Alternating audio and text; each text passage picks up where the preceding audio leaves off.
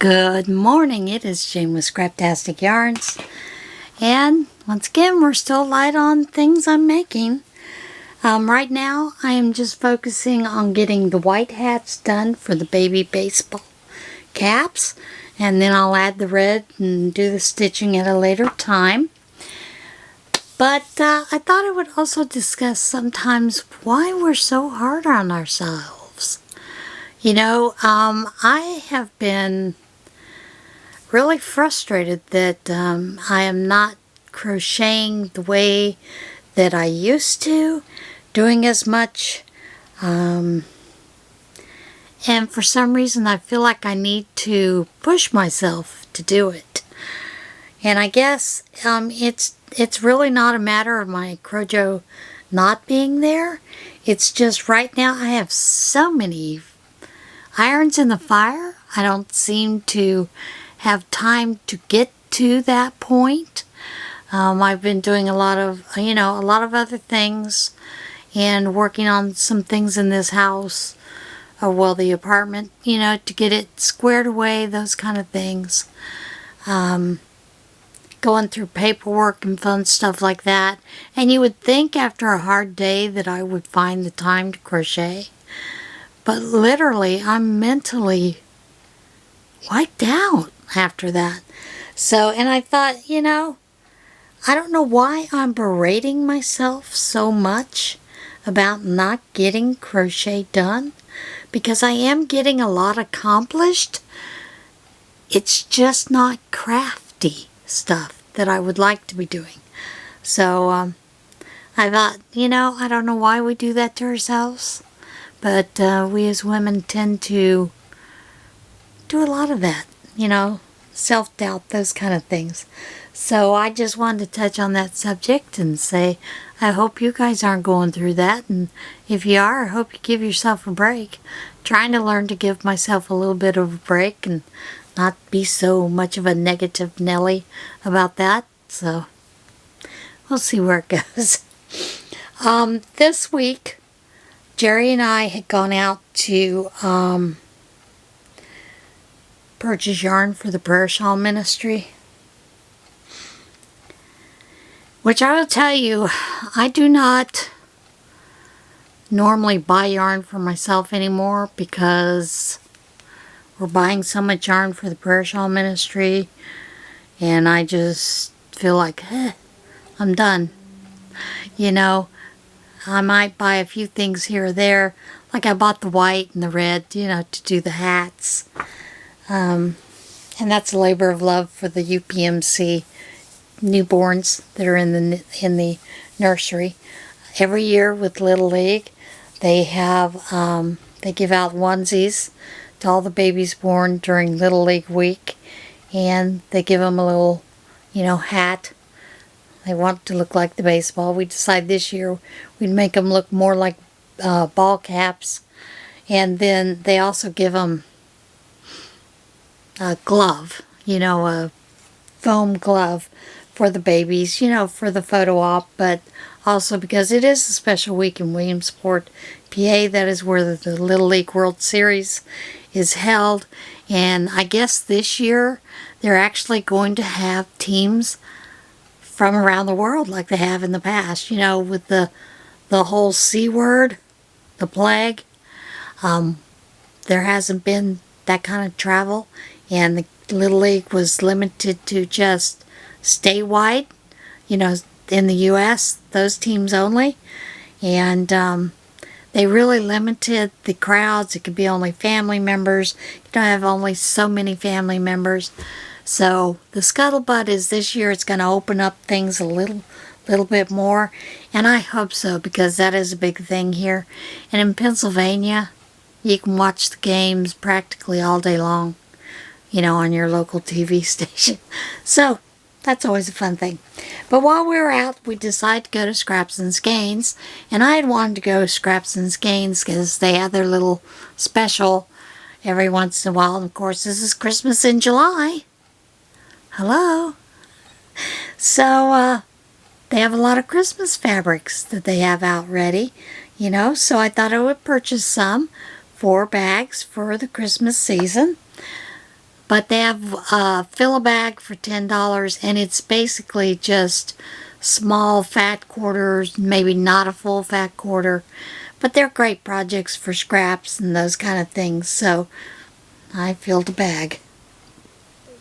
I'm not going to show you all those because there's a ton in there.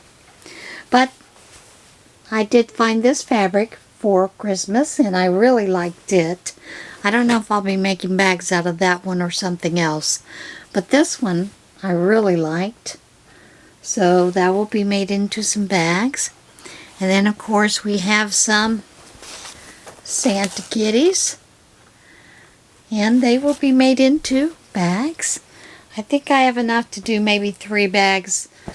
I'm hoping more, but I'm not real sure with that. This one I don't know if I'm actually going to incorporate it into a bag, but it was absolutely beautiful. If it's not incorporated into a bag, it'll probably go for maybe a table runner or something like that. I have been thinking about adding some things to the shop besides just bags. Girl's gotta make a living. And then I found this, and this is such a beautiful print. I had this print probably about 8 years ago, 7 years ago, and it is a print that I'd used for making Thomas one of his Christmas quilts. So and it was gorgeous. I just ran out of the fabric and I saw it and thought, you know, that'll make a nice little bag. Then of course there is the red poinsettias, and I love this print. Now this print, I'm not real sure if I'm gonna use it in a bag or not. It's basically just some winter birds. That was Scraps and Skeins, and one of my favorite online shops had fabric that was on sale as well. And I fell in love with this vintage cookie fabric. And then this one with the different poinsettias. Gorgeous. Gorgeous. Now this one I'm not sure if I'm going to make bags out of it or table runners. That kind of thing. This one I just thought was really cute. You know, everybody loves the red truck, and I love the red truck as well. But who doesn't love Snoopy? How about a little Snoopy with the red truck? So yeah, I liked that one and picked up some of that fabric, and that will be made into some bags. And that is basically it for this part. You know, other than getting into some of the what in tarnation. It's going to be a short one today, and I'm okay with that. I hope you guys are too. So let's get into what in tarnation. Tongue is tied. Penguin, unimpressed with Japanese aquarium, shift to cheaper fish. You know, when people get used to caviar, the fake caviar is just not going to do it. A Japanese aquarium said it is trying to switch its penguin's diet to a cheaper kind of fish as a result of inflation. But the birds are being uncooperative. Imagine that. Officials at the Konin Aquarium southwest of Tokyo said they switched the penguins from their usual diet of aji, aka Japanese horse mackerel, to a cheaper variety of mackerel after the price of aji spiked nearly 30% over last year. A video filmed at the aquarium shows the penguins stubbornly refusing to accept offerings of the cheaper fish from the keepers. Even if they'll take it in their beaks, they'll just spit it out. The head zookeeper at the aquarium told Vice World News. Aquarium workers said the penguins will grudgingly eat the cheaper fish if it's mixed in with some algae. Ideally, they would like to have a full algae, but they are patiently eating mackerel. Keepers said the facility otters have also shown a preference for the algae over the cheaper fish. We could raise the admission fee to the aquarium and fix this issue, but we'd like to do our best to keep our facility a comfortable place for our guests to visit. We do not plan on raising the admission prices. Those poor critters.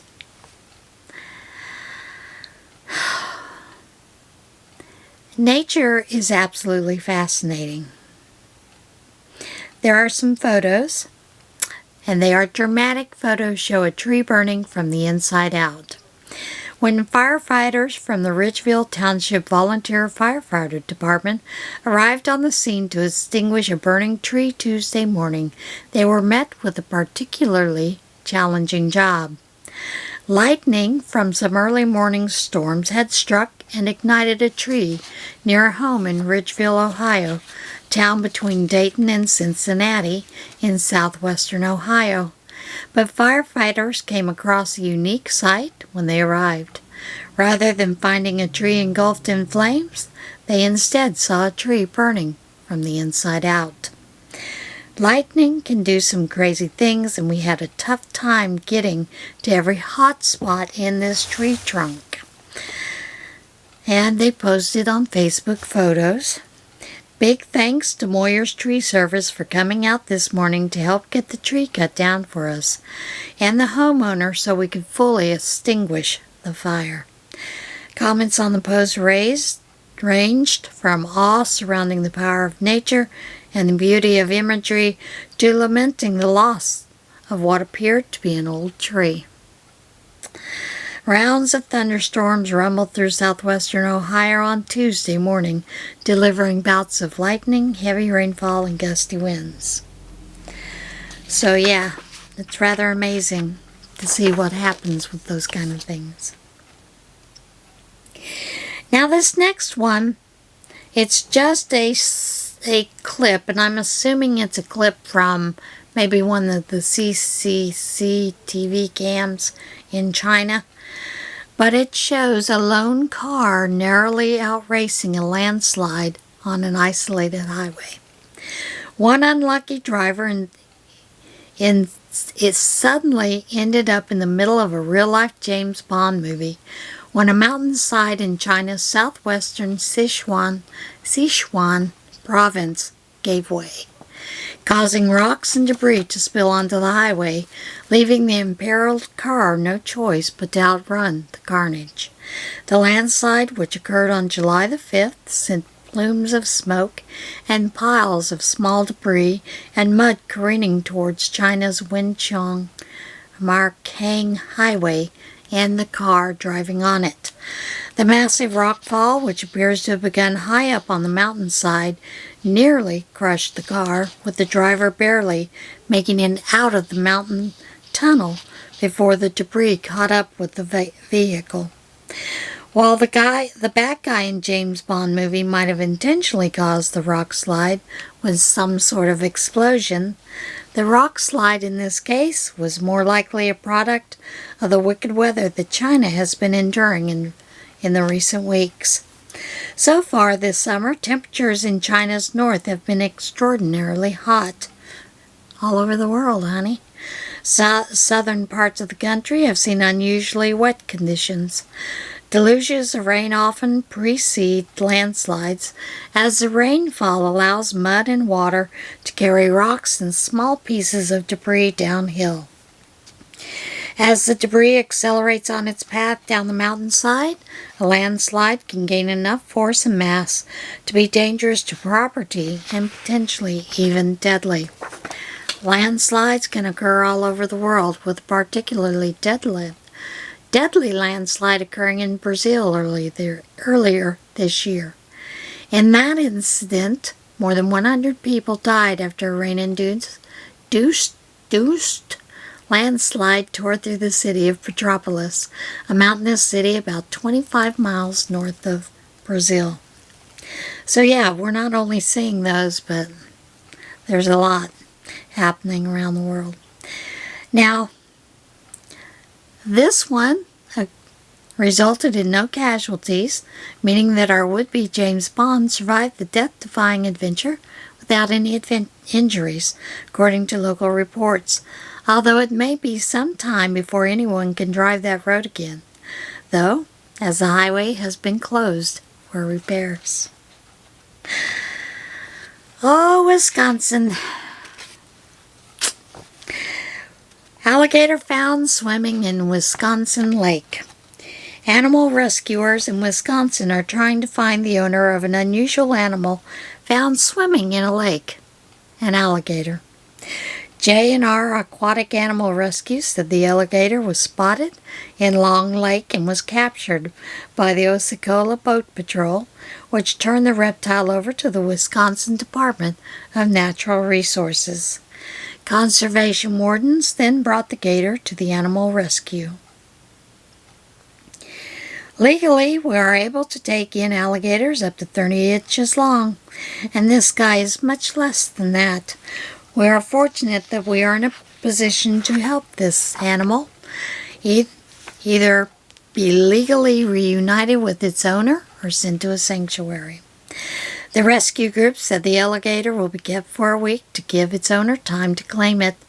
The alligator will be rehomed at an accredited sanctuary if it is not claimed. Can you imagine seeing an alligator swimming out in the lake? I mean, good grief. That's kind of crazy, isn't it? What am I looking for? Don't see it. Nope, don't see it. There it is.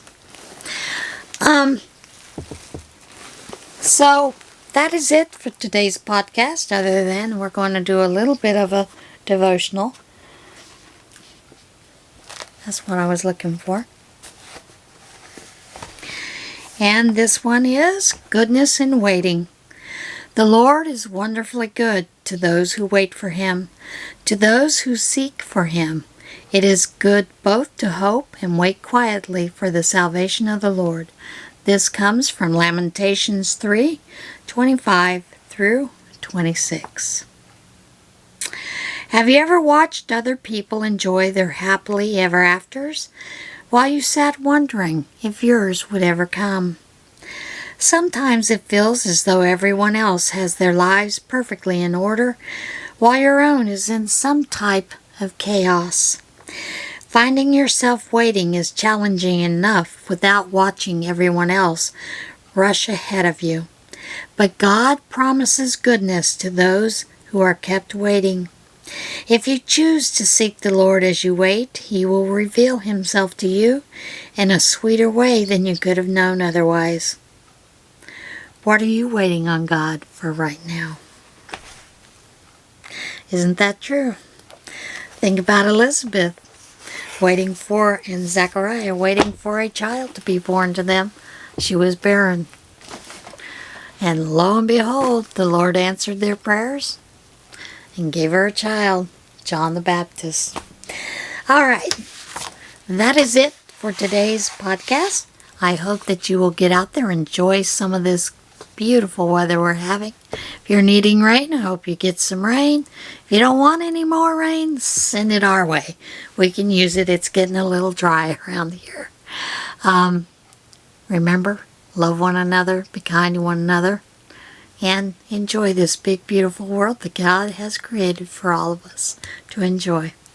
See you guys again soon. And bye for now. Can't find my clicker. I buried it. All right, guys. See you guys soon. Bye.